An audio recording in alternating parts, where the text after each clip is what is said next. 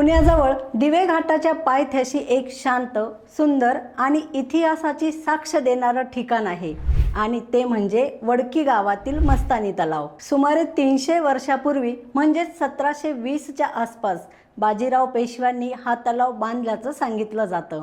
सुरुवातीला याला वडकी तलाव म्हणून ओळखलं जायचं, पण काळानुसार या ठिकाणाला एक वेगळी ओळख मिळाली आणि नाव पडले मस्तानी तलाव। असं मानलं जातं की बाजीराव आणि मस्तानी अनेकदा येथे येत असत आणि मस्तानी काही काळ या तलावाच्या काठी वास्तव्यास होती, त्यामुळेच या ठिकाणाला तिचं नाव मिळालं।